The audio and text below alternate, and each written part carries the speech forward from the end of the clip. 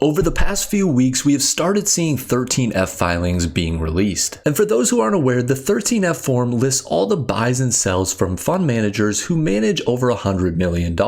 And the most anticipated 13F filing comes from none other than Berkshire Hathaway's Warren Buffett. And this quarter, investors got a little bit of a surprise as Warren Buffett sold out of a number of his long-term holdings and even withheld one holding as he starts to build out a position. In this video, we will take a look at all of those holdings that Warren Buffett sold out of, as well as I will give my opinion on some stocks that could be Warren Buffett's new secret holding. So if you enjoy the video, make sure to drop a like down below, and if you want to see more videos like this one, hit that subscribe button. Let's start by taking a look at the positions that Warren Buffett sold completely out of. Those are UPS, Procter & Gamble, Mondelez, Johnson & Johnson, as well as General Motors. And out of those 5 stocks, it looks like he only took a loss on General Motors, down around 15% from his average buys. If we look at Johnson & Johnson, up around 80%, 141% for Mondelez, almost 100% for Procter & Gamble, and then 75% for UPS. Personally, when I look at these 5 companies, I don't think Warren Buffett really dislikes any of them besides General Motors. I think Johnson & Johnson is in a great spot. Mondelez is another company that just produces food. They're going to be used all the time. Procter & Gamble, same thing. They have a lot of just common goods that people are going to be buying no matter what type of economy we're in. And then UPS is another service that people are just using all the time. So I don't think he dislikes any of these businesses. My guess would be that he sees a larger opportunity somewhere else and he wants to deploy this capital into that opportunity. Other than selling completely out of these 5 positions, he also made reductions in Global Life, Markel Group, Chevron, Aon, Amazon, and HP. In terms of buys in the portfolio, Warren Buffett added a little bit more of Occidental Petroleum. He also created positions in Liberty Media as well as SiriusXM, and even bought a little bit of the Atlanta Braves. And the biggest question around Berkshire Hathaway's portfolio is what is the new secret position that they are adding? And the first question you may be asking yourself is why does Warren Buffett actually need to keep this position secret? And what that boils down to is the SEC allows a lot of these super investors to build out positions in stocks that they are interested in before disclosing them to the public. And the reason for that is because a lot of these stocks, after they are released to the public, they will run up in stock price because people will follow these super investors into them. And there are a couple good examples of this happening in recent times. We can see Occidental Petroleum here. Warren Buffett was buying over the first quarter of 2022 and the stock ran up in a major way. And after the announcement came out in the following quarter, the stock continued to run up. Another good example of this is Taiwan Semiconductor. He originally started adding a position in the second quarter of 2022 and he didn't announce that he was adding this position until the third quarter, and after the announcement, the stock ran up in a major way, making 2 very large moves up. And what this can do for a lot of these super investors is it can make it difficult for them to build out larger positions because they want a dollar cost average in over time. And when you have to announce a new position and the stock runs up, that means that you are dollar cost averaging at a lot higher price than where you feel comfortable. So what I want to do with the rest of this video is I want to take a look at potential positions that Warren Buffett could be adding to his portfolio. And the first is very similar to a company that he already owns 100% of, which is Geico. And Berkshire Hathaway bought slowly into Geico over time and then ended up buying the rest of the company in 1995 for $2.3 billion.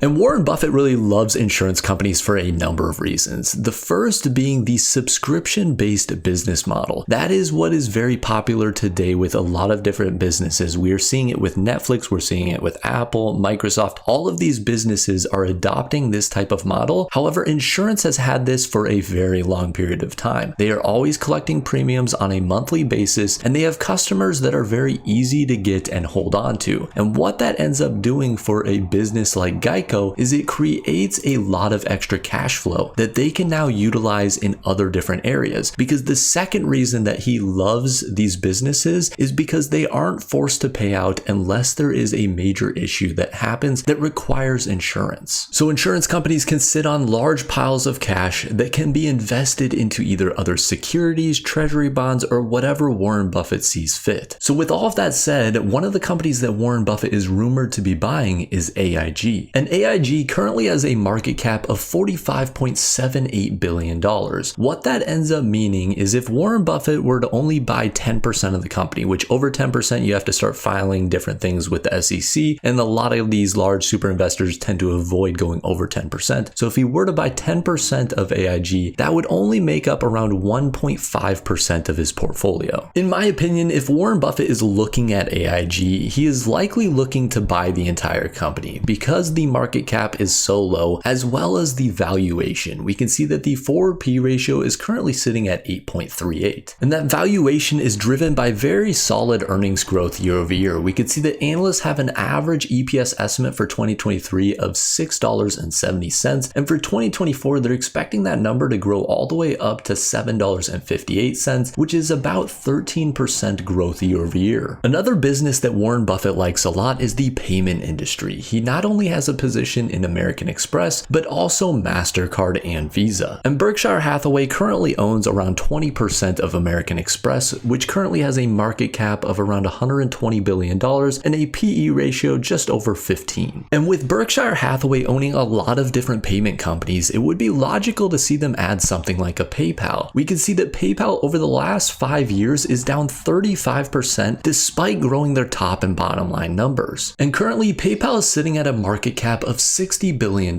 which means that Warren Buffett could build out a position of around $6 billion and still stay below that 10% mark. And $6 billion happens to be very close to the dollar value of all of those positions that he eliminated. And PayPal is another company that is trading at a very low valuation. We can see that the current forward P ratio is sitting at a 9.81, which is almost half of where it was sitting a year ago. And analysts right now have a current EPS estimate for 2023 of $4.54, and next year they're expecting that to grow to $5.08, which would be almost a 12% gain year over year. The next company that Warren Buffett could be adding a position in is actually Taiwan Semiconductor. We have seen US-China relations start to recover a little bit, and this would be an interesting play because Warren Buffett actually bought into this company in the past. The biggest difference is the company is up quite a bit from where he was buying it previously, around 20%. One benefit for Taiwan Semiconductor is its market cap. Warren Buffett could add a very large position up to $47 billion and still stay under 10% of the company, and this would account for around 15% of his portfolio if he did build out a position of this size. However, if Warren Buffett wants to own something in the semiconductor space but wants to also avoid China-US relation issues, he could be looking at a company like Broadcom, which has a market cap of $404 billion. Broadcom does have a slightly higher valuation than the companies we have looked at so far, sitting at a current forward P ratio of 21.74, which is almost double where it was a year ago. You may be looking at that valuation and say, why wouldn't Warren Buffett buy something like Nvidia, which is sitting at a current forward P ratio of 25.32? However, the PE ratio of 25 is assuming that Nvidia is able to grow their earnings by 66% year over year from $11.07 in 2024 to $18.38 in 2025. And we can compare that to a company like Broadcom, which is trading at a lower valuation, and analysts have it growing from $38.45 in 2023 to $41.16 in 2024, which is only about 7% growth year over year. And there are a lot less things that need to go perfectly right for a company to grow their EPS numbers by 7% compared to 66%. And in terms of free cash flow, Broadcom has a lot more stability around their numbers compared to Nvidia. Here we're looking at Nvidia's numbers, and we can see in 2017 they were bringing in around $1.5 billion.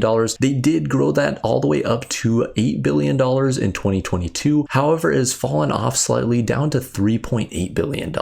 And for Broadcom, we can see a lot more stability around the graph of their free cash flow. In 2017, they brought in just under $6 billion of free cash flow, and last year in 2022, they got that number all the way up to $16 billion.